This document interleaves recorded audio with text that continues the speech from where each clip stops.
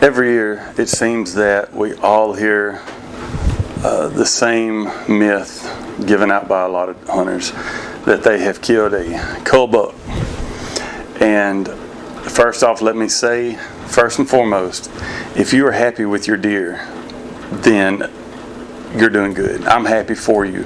If you kill a small 8-point, small 6-point, if you're happy with it, then that's your right, your God-given right. You buy your license, you pay your dues. It's your God-given right to harvest the deer that you choose. If you're happy with the deer, then I am extremely happy for you, and there should be no horn bullying in what I'm about to describe. However, there are a lot of hunters that kill a lot of young deer every year, and they continuously call those deer cull bucks. I mean, small basket rack 8-points that are no more than 2.5-year-old. If in my area, everything is free range deer. There is no high fence, so we don't have the ability to, monitor exactly where that deer goes and to keep him on the land that we're hunting. So he can range. He can, I can let 5 deer in one morning walk, 5 bucks walk, 2.5, 3.5, maybe even 4.5-year-old deer. They cross the property line, and then the hunter that sat next to me, he's liable to shoot them. Time and time again, I have let deer walk that come out by somebody else, and they harvest them. The hunters are happy with their kill. They wanted the venison, they wanted the meat, and I'm happy for them.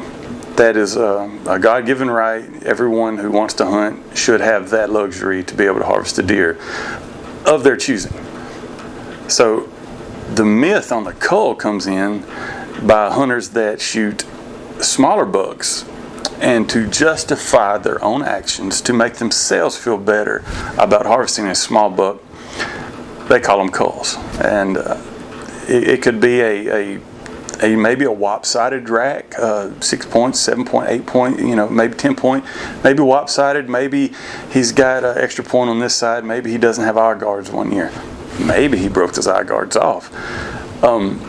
But young deer are continuously labeled as cull bucks by a lot of hunters that are really just wanting to justify themselves for killing a lesser buck. And these same hunters a lot of times complain because they can never seem to harvest a mature buck. That is because the year before they killed all the young deer, all the young bucks, and they labeled them as cull bucks. Now, I will be the first to tell you that I do believe there are cull bucks. Not every deer in the woods is going to be a 130, a 140, a 150-inch monarch. It's not in the genetics of all deer to reach that goal. So that's a given, okay? You can let 15 2.5-year-old young bucks walk, and the next year they may not have blown up to a monster status as you would like for them to be called. But again, there are cull bucks, and this buck is one that I personally harvested, and I called it a cull buck. The reason I call it a cull buck is because it has 9 1-inch long points on this one side. It's not extremely wide. It's great mass, decent height. It's not very wide. If this side matched this side, it would not be an extremely wide deer. However, it's got this one spike on this one side. Okay, so a little background about this buck. I had seen this buck the year before, and at that time he was mainframe 5 on this side, and his left side had nothing, no spike, no indication of anything. Me and several others let this deer walk time and time again because we all agreed that he was just broke off. He got into a fight, he got beat up, roughed up, and he never, he had already lost what side he had there. So the second year when he come out, watching by game cameras, we knew exactly the same deer. The split ears told the tale. However, mainframe 5 on this side with the extra 4 points here and there and everywhere sticking out on him. Yet this side was a spike, and this was a 5.5-year-old deer, extreme heavy bodied deer from my area. I actually injured my back trying to get him loaded into a side-by-side with some help of some others. He was very, very heavy deer, very mature buck. That's all he was ever going to be, in my opinion. Now, I believe he may have been shot before that caused this side to be deformed. He may have been hit by a car. He may have been, he had received some kind of injury, in my opinion, that kept this one side, his left side, from developing as it should. The reason being is if he receives an injury on his right side, most of his calcium goes to that area of his body, which affects the opposite side of his antlers. So this deer had, at 3.5 years old, he had nothing on this one side. 4.5-year-old here, or 5.5-year-old, I mean, this one long spike. Now, maybe he could have, in another year, grown another, maybe a 4-point, maybe he could have matched this side close. I think it would have took another 2 to 3 years. This, I mean, there's no way of knowing. However, I knew he was a mature buck. I wanted to get him before he started going down, and I was calling him a 5.5-year-old deer based on the history I'd had with this deer and the age that I called him to be, which is 5.5. Also, it may not have even been a gunshot wound. He may not have been hit by a car. He may have injured his skull plate whenever he lost his shed the year before, or maybe in a fight with another deer, and that can cause one side to grow, or not grow. It may have affected the way his horn grew out this one side. But the year before, he had no horn on this side. Second year, he's got a substantial spike, and if this side would have ever, another 2 to 3 years, if it would have ever had a chance of reaching this side, he still would have been 10 inches wide. He would not have ever been a monarch of a buck. So this was actually a 10-point, but he's a mainframe 9x1. Okay, this is what I call a true cull buck.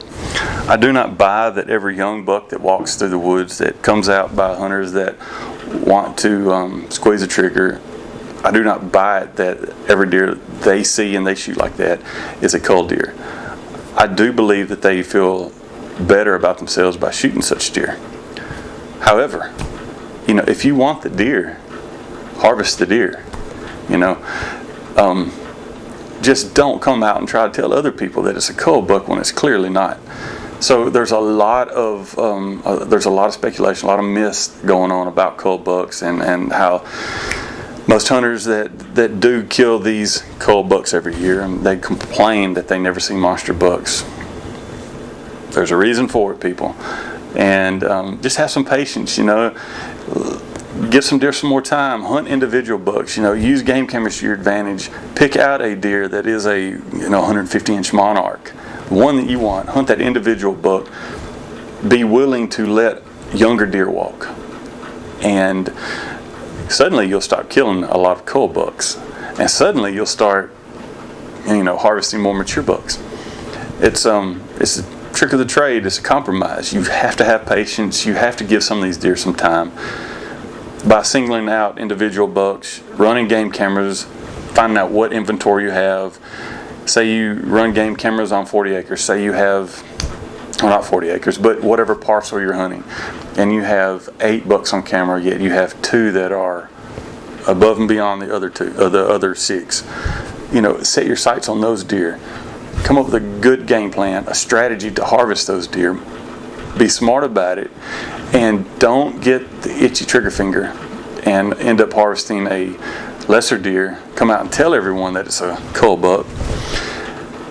And by all means, if you're happy with the deer, harvest that deer. In my opinion, kids and youth should get the free range. They should be able to harvest whatever they want without question. And while they are maturing in age, you teach them. I'm trying to show my own kids. If you let these smaller deer walk, these lesser deer that have smaller bodies, they're absolutely a young deer, a 2.5-year-old deer. If you let them grow, you can harvest better deer. And of course, my kids are seeing what I do. They see what I bring in on game cameras. They know I have better bucks on camera. So it's not that big of a deal for them to wait. If they want to kill a deer, if they tell me, Dad, I'm ready to squeeze the trigger, that's fine. I will take them to a place where, we have to harvest does also. And if they're just wanting to squeeze the trigger, we'll take them to a spot where a doe can be killed. I don't take them to the spots where the mature bucks are going to be if they're looking for a doe. If we go for a specific deer, we're looking for that deer. We're not looking for a doe. We're not looking for a lesser buck. We're looking for that particular deer. So try to just have some patience, But whatever you do, if you're happy with the deer, great. Everybody should be happy for you. But if you're not happy with the deer, if you kill a young buck, come out and call it a cull buck, and don't even save the antlers from it, that's a telltale sign right there that you had an itchy trigger finger and you really just want to justify your kill. So have some patience, be smart about it, and be willing to compromise. It may take you a year or two if you've been wiping out all of your young deer for forever. It may take a year or two to have some mature bucks there. You may have a mature buck come through tomorrow, though. It's a roll of the dice sometimes with deer hunting. However, if you have a strategy, you have a plan, use trail cameras, scout.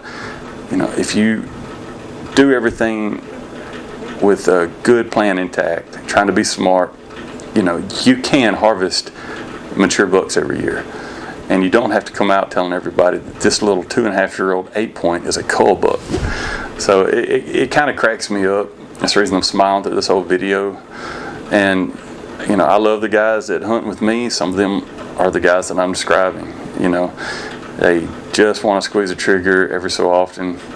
I'm not a horn bully, but I do try to keep them hunting on the opposite end of the land from me, so that hopefully they won't be picking off what culls I let walk. Hope this helps.